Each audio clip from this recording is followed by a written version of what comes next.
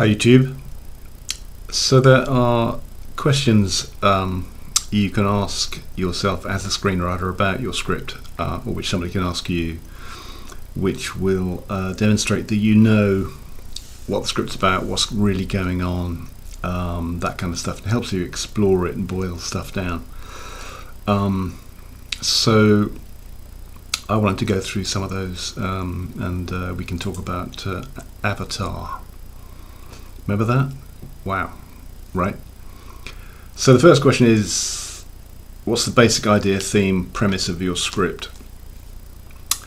So that's going to turn into a log line, really, isn't it? It's the log line is all about the premise, unpacked in plot. Log lines contain strong hints about plot, where, why, how, what, that kind of stuff. So the IMDb logline for Avatar is: a paraplegic marine dispatched to the moon Pandora on a unique mission becomes torn between following his orders and protecting the world he feels is his home. Which is pretty good, I think. It's not bad. Does it tell us the basic idea, theme and premise of the script? Yeah, it does. So my version was: the industrial exploitation of Pandora, an alien world, and its indigenous people, the Na'vi, is disrupted and resisted by the love of a human for a Na'vi person, leading to a betrayal of both species. Sort of conflict is hinted in both those log lines, where and when, and that kind of stuff. But I think both of those things tell us the basic theme and premise of your script. That's stuff you've really got to know when you've written a screenplay, or when you want to write a screenplay. What is it? And that will tell you what genre it's in. And then you can work out if that genre really fits the plot that you've got. But that's another conversation. Second question: what is the main conflict of the script? So again, obviously regarding Avatar, I've written: the growing tension between Jake Sully's better nature and his love for Neytiri, and his desire to regain full body mobility through the operation promised him if, as one of them, he finds a way to hoodwink the Na'vi into giving humans access to a very valuable asset.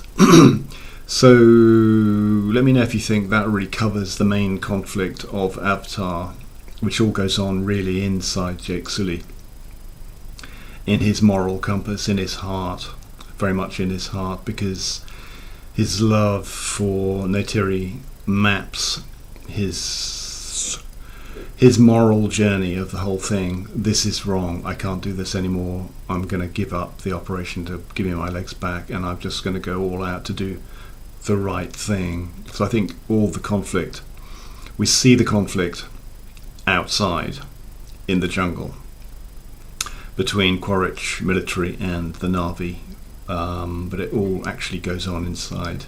It all starts inside Jake Sully. So apply those things to the script you've written. Have a think, what is the main conflict of your script? Because drama is basically just conflict. That's what drama is, played out in emotion. Drama is emotion in action, and that action tends to play out conflict of some kind, even if it's just a romance wherein there's no action, and the conflict will be: will these two people fall in love? Can they find a way to get together? What will stop them doing that? What are the problems in themselves and in the world that will stop them getting together? That's a kind of conflict, but all drama has conflict. So question 3: what is your protagonist? Who is your protagonist, and what do they want more than anything else? Well, Avatar is slightly unusual in that I have written the protagonist and the antagonist are the same person, Parker Selfridge, who orders his military underdog Miles Quaritch to infiltrate the Na'vi so as to exploit them for huge corporate profit. Selfridge wants the big bucks. Protagonism shifts to Jake Sully as Sully falls in love with Neytiri and finally decides he can't betray her and her people no matter what the cost. Sully acts accordingly, and in action he takes protagonism, he assumes protagonism. Make sure your protagonist is always a protagonist, actually takes action to change the world around them, not a passenger on the script, because sort of flaccid, latent protagonists are uninteresting. You can't have them riding along on the actions of other people. Why do they want what they want? Well, in Avatar, Sully falls in love, and he's a good person who wants to do the right thing. Soon he wants to be with Neytiri as a Na'vi. He is willing to sacrifice everything when he's overtaken by his emotions and his moral compass, and he wants to do the right thing. So why does he want to do that? Because he's a good person and he's in love, and those two forces provoke him into sacrificing everything, and turning on his humans, on his colleagues, and becoming a full Na'vi. If they don't know why they want this, what does that tell you about them? So it only tells us that Jake Sully is like all of us, I think. He finds confusion and then clarity through action and experience. Think about that. He finds confusion and then clarity through action and experience. And actually, you can apply that to pretty much every arc of a protagonist in almost any film. First they find confusion, and then they find clarity, and then they act on that clarity. So if they don't know why they want it, so who or what opposes them? Well, it's not so easy, not so difficult. The powerful military as embodied by Quaritch acting on the orders of Selfridge, but eventually acting on testosterone, in that final conflict between Quaritch and Sully. They're just two guys going at it, and in the end, that's what it often comes down to, just guys with balls being stupid. But so ad hominem, I think is the Latin phrase for that, when it gets personal. Next question. What steps will the protagonist take to reach or achieve this want, the thing they want above all else?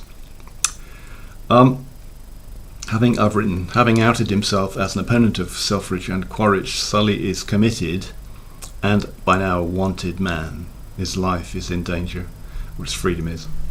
Using his powers as a Na'vi, he engages the humans in all-out war to save the Na'vi, Neytiri and Pandora, which is the environment. In this, Sully knows there is no way back. He states his moral commitment and his commitment to Neytiri.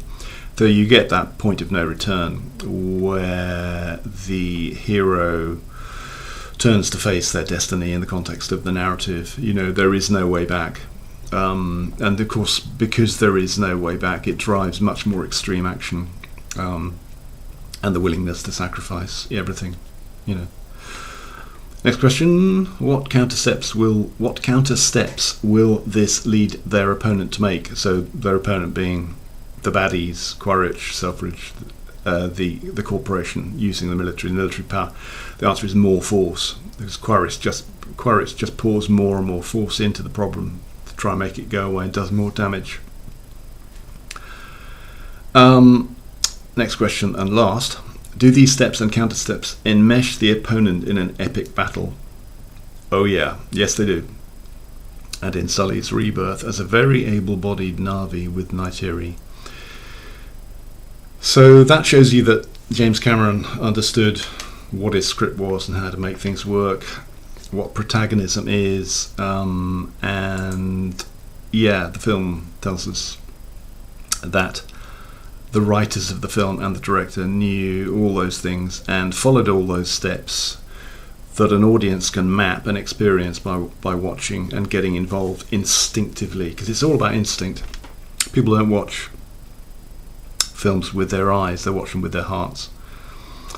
Which makes me think another thing: a good screenplay isn't read, it's watched. But we'll talk about that some other time.